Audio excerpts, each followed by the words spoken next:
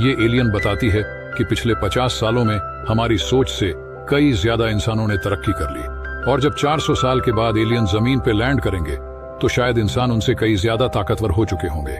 और इस मसले के हल के लिए हाला में मौजूद उन एलियंस ने एक ऐसी टेक्नोलॉजी बनाई जो कि पूरी अर्थ को कवर कर सकती है।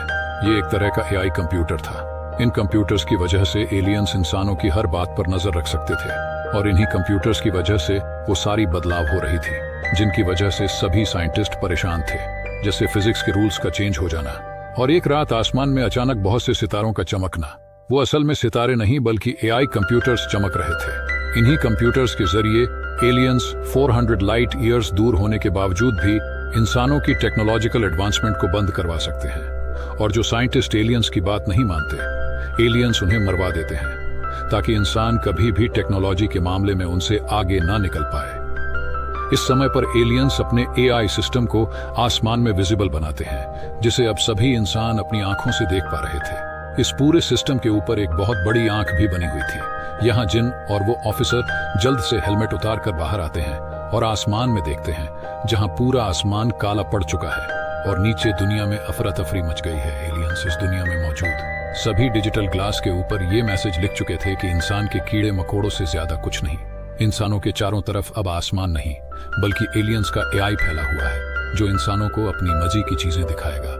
यह खबर अब न्यूज के साथ साथ दुनिया में फैल जाती है कि जल्द ही एलियंस इस दुनिया में आने वाले हैं और वो इस दुनिया की सारी टेक्नोलॉजी को खत्म करके इस दुनिया के सभी साइंटिस्ट को मार डालेंगे। लोगों में डर भर जाता है, अफरा तफरी मचाती है और सिचुएशन को कंट्रोल करने के लिए आर्मी सड़कों पर निकल आती है। इस समय पर यूनाइटेड नेशंस में एक मीटिंग बुलाई जाती है ताकि सारे मुल्क इकट्ठे मिल बैठकर इस बड़ी सी प्रॉब्लम का सॉल्यूशन निकाल सके। यूनाइटेड नेशंस के मुताबिक अभी एलियंस के आने में 400 साल थे और वो बहुत ही आसानी से उनको हराने की तैयारियां कर सकते थे। दिखाया जाता है कि जिन यहाँ डेवेंजी से मिलती है वो उसे कह रही थी कि तुम हमारी सबसे बड़ा दुश्मन हो, लेकिन देखना हम भी हार नहीं मानेंगे।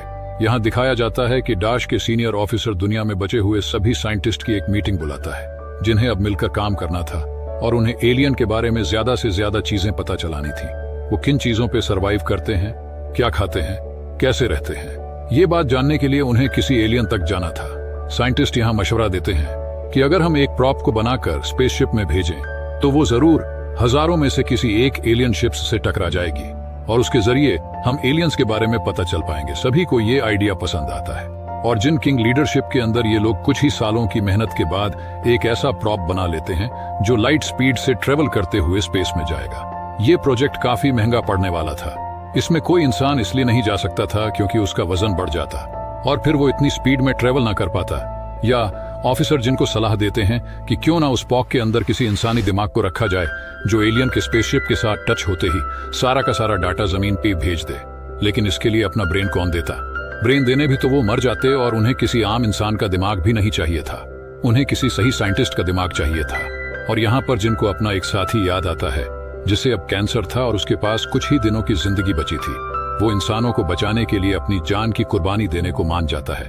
और अब प्लान के मुताबिक मिल नामी इस साइंटिस्ट के ब्रेन को निकालकर प्रॉप में डाल दिया गया था। कुछ ही देर में उस प्रॉप को स्पेस में लॉन्च भी कर दिया जाता है। दिखाया जाता है कि वो बड़ी तेजी से एलियंस की स्पेसशिप की तरफ बढ़ रहा था, लेकिन आखिरी ही समय पर वो प्रॉप अपना रास्ता चेंज कर लेता है, जिसका मतलब था कि इंसानों का यह प्रोजेक्ट फेल हो गया और विल का सैक्रिफाइस भी बेकार कि इस प्लान के फेल होने के बाद ये लोग अब अगला प्लान मिलाते हैं।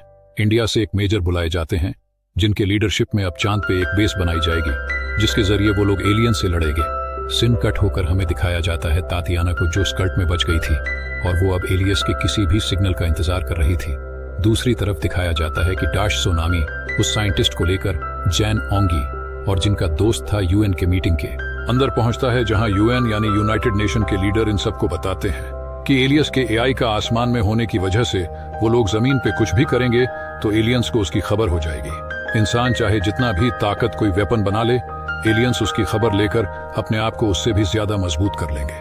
लेकिन अब खुशी की बात यह थी कि बहुत रिसर्च के बाद कुछ साइंटिस्ट ने इस एआई की एक कमजोरी ढूंढ निकाली थी, जहां ये एआई इंसानों को सिर्फ ऑब्जर्व कर सकता है, इंसानों को अपनी मर्जी की चीजें दिखा सकता है, लेकिन वो इंसानों का दिमाग नहीं पढ़ सकता। सो इसीलिए इंसानों के पास उनकी सबसे बड़ी ताकत उनका दिमाग है। और इसी चीज को ध्यान में रखते हुए यूएन ने एक नया प्रोजेक्ट बनाया था। इस प्रोजेक्ट में सिर्फ 3 लोग काम करने वाले थे। इन 3 लोगों का मेन मिशन था एलियंस को हराना, और जो भी प्लान था वो उसे अपने दिमाग में रखने वाले थे। किसी भी तरह से वो उस प्लान को किसी दूसरे को नहीं बता सकते थे। अपने प्लान को पूरा करने के लिए उनको दुनिया की सारी अथॉरिटीज दी गई थी। वो जो भी हुक्म करेंगे अथॉरिटीज वो पूरा करेगी। और इन 3 लोगों में एक सोल भी था, जिसके बाद हम देखते हैं कि डैश जिन और सोल को लेकर एक ऐसी जगह पे गया है जहां पे बहुत से उड़ने वाले कीड़े थे। वो इन दोनों से कहता है कि चाहे एलियंस उन्हें कीड़े समझते हो, लेकिन वो ये नहीं जानते कि जब लड़ाई उनकी जिंदगी की आ जाए तो वो कुछ भी कर सकते हैं, और वो करेंगे भी। और इसी इरादे को करते हुए इस सीजन का यही एंड हो जाता है।